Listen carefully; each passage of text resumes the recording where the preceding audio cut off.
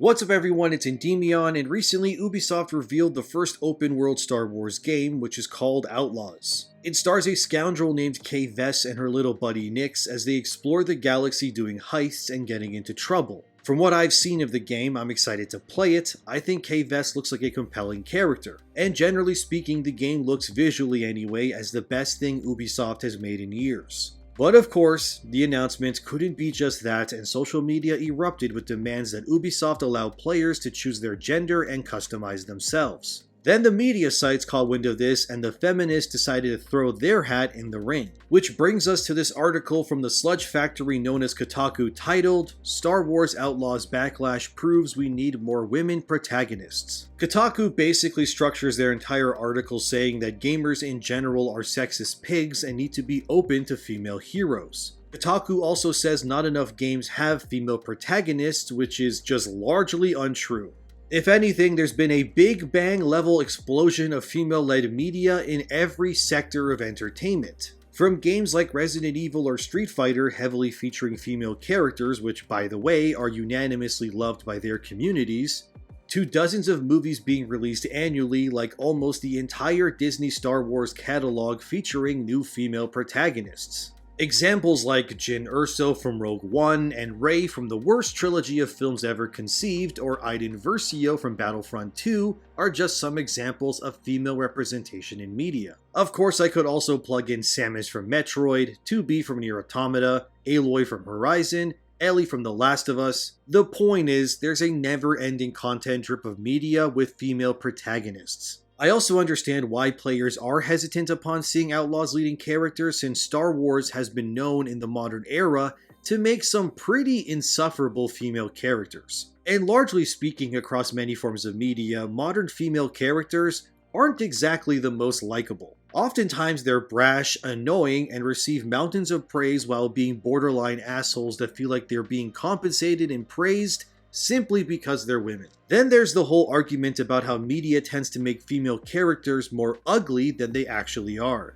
A good recent example of this is the fiasco surrounding the new Fable game, where the protagonist is portrayed by this vaguely female sort of male character that people online have said proves that game companies are openly trying to make female characters less sexy on purpose. And in defense of this, you have the other side saying you can make your trophy waifu in-game and not use the character in the trailer, so it doesn't even matter. But it should be said that while games with character creators do allow freedom of choice, they also tend to have some sort of canon look for the protagonist for marketing purposes. A good example of this is the Saints Row reboot, which failed by the way, where the boss is portrayed as a "We Have Rosario Dawson at Home" lookalike, who appears in the CGI trailers as well as being featured on the box art. Then of course you have games like Mass Effect and Dragon Age, among many others. So while the people who are pro-ugly women in games can use character customization as a defense against criticism, the fact these very masculine yet female characters are used to promote these products also means genuine concern is also valid. Sadly, a good example of this is Aloy from Horizon. Her face is modeled after actor Hannah Hoekstra. In Horizon Zero Dawn, Aloy looks far closer to her face model, but in 2021, when Forbidden West launched, Aloy became much more butch and ugly seemingly out of nowhere. The only reason for such changes is simply because game studios are trying to portray women in such a way that doesn't sexualize them, which I get. But the reality is that sex sells, and like I previously spoke about in terms of the Megan Fox ad for Diablo 4, feminists hate it when they see attractive women. The rise of movements like fat acceptance only exist to normalize things like obesity. And a lot of these weird movements, like women using their period blood as war paint, are just bizarre radical pushbacks by feminists in order to not conform to societal standards. And while it's within the feminists' right to desexualize themselves and rub their own blood on their face, which is gross, it doesn't mean that you or I need to accept or bend the knee to their weird, insane demands either. As I've always said, the market will determine the future of media and the products that get made. So while ugly bizarro characters like this Fable hero do look awful, if the game fails in profits, then the outcome of pushing ugly women on players will force these studios to adapt. Thankfully, when it comes to Outlaws, I personally think Kay Vess is the best looking female character they've made in modern Star Wars. She has this Ripley Aliens look to her, from the Sigourney Weaver-like haircut to a good outfit design. But thankfully, Ubisoft at least did an Aloy 2021 their leading lady. Kay is played by Humberly Gonzalez, who's a Venezuelan actor, and I don't know about you guys, but I think Ubisoft was smart to pick an attractive woman to lead their game. Gonzalez definitely looks like a woman, and I think Ubisoft designed a solid character in Kay Vess. I personally don't care whether I play as a male or female in a video game. The only thing I care about is that they're likable and don't treat everyone around them like garbage. Because while Aloy's design does leave some things to desire, for me the worst part about Aloy is that she's insufferable, bland, and tends to treat men like they're beneath her. So if Kay ends up being likable, funny, and charismatic, combined with her 80s hero look, I think Ubisoft has a winner on their hands, personally. Although of course there are those who will attack men whenever they can, which kind of proves my point that it's not how you look necessarily, but how you act that proves whether gamers accept you or not.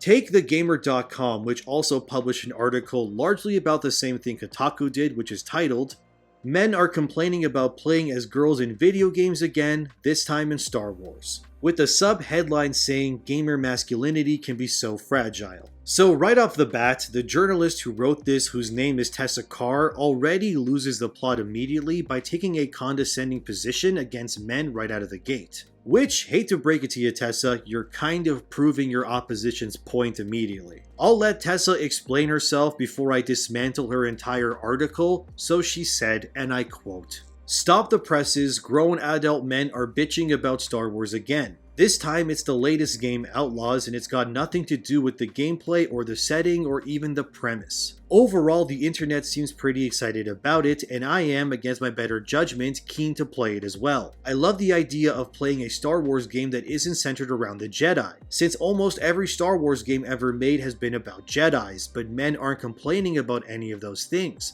They're mad that they'll have to play as Kay Vess, a, dare I say it, woman. People are trotting out the usual reasons. What if I relate to male characters more because I'm a man? I'm sorry you don't have enough media literacy to understand that games can have meaning outside of how much you personally relate to the character and their gender. Also, there are plenty of games where you can play as a man, go play one of those. All video game characters are women now. No, they're not. Plenty of games have male protagonists, and it's silly to claim that's not the case. Star Wars Jedi Survivor came out less than 2 months ago, where the protagonist Cal Kestis is definitely a man who likes women even. Video game woke agenda conspiracy officially squashed, you read it here first. It's unrealistic for a woman to be able to survive alone in the Star Wars underworld. Yeah, I love misogyny too. Women have never done anything that a man can do ever in any universe. Players want to choose their gender or even be aliens or droids, whatever. It's interesting that people really only seem to care about this when the protagonist is a woman,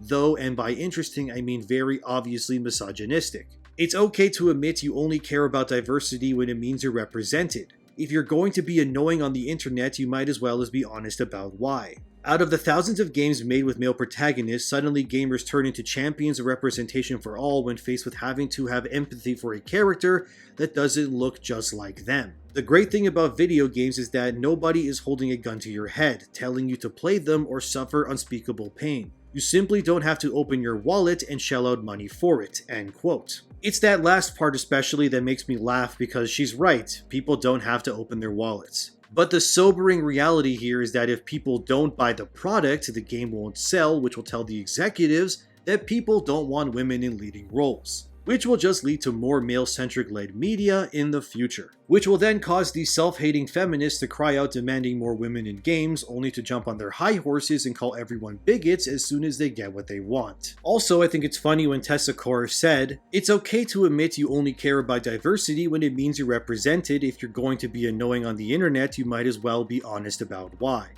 Since a huge part of the feminist agenda, as well as the Gamer.com as a whole, is only caring and pushing articles that support LGBT issues and denounces anything remotely that benefits men. Articles such as Link is a trans icon or Riku from Kingdom Hearts is gay now as well? How very tolerant of you, Tessa. You dismantled your own argument by proving you too only care when your ideas are represented, but I digress. What feminists, and honestly the entirety of the woke body of morons, don't seem to understand is that you don't win people to your side by belittling or attacking them. No rational thinking man or woman is going to want to associate themselves with you when you scream and holler like a hateful psychopath as soon as your ideas are challenged. Maybe, and I know this is crazy for feminists to believe, but if you wanted your ideas to be better accepted, maybe don't attack everyone immediately. Because by publishing articles claiming everyone with XY chromosomes as sexist or beneath you is not exactly a good way to support your position as to why your ideas are better. It's not that men hate women in leading roles, since characters like Wonder Woman or ensemble casts like the X-Men, which feature women, sold many copies in the past, which by the way was an industry largely supported and read by men. But the landscape of modern media today proves you lose sales and support when you claim anyone who doesn't like you is sexist or a bigot.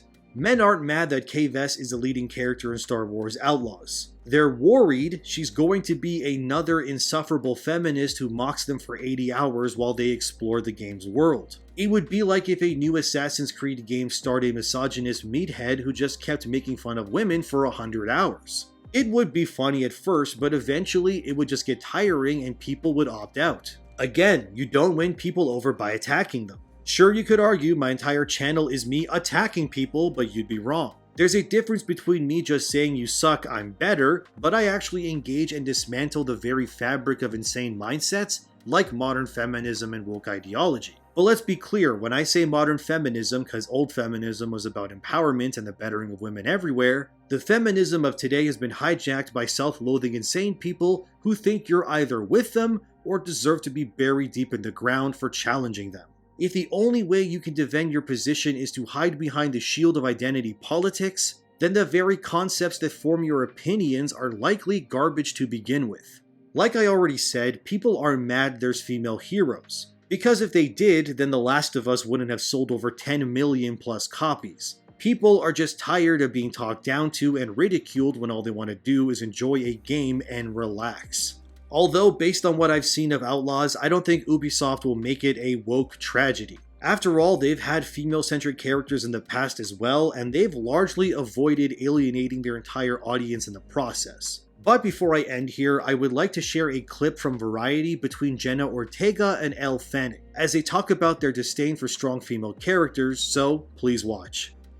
I don't know if you feel like this, but like I've been reading scripts, it's like they love describing women as like badass, strong, like, and they're always like coming into a room and like they know everything, and it's like, oh, that's a strong woman. It's like, I don't want to watch that. I'm not like that. Like, I love complicated women and I want to play evil women, and you know, that messiness is like, that's what I feel like I try to bring that into Catherine, because she's not always right all the time. You know? Also, when you're watching a project, you want to feel like the characters are representatives that you're seeing of yourself on screen are relatable or attainable. And sometimes when you're constantly walking and there's cars blowing up in the background and things like that, it's like, cool and it's awesome. It looks like beautiful, but I don't know anything about her.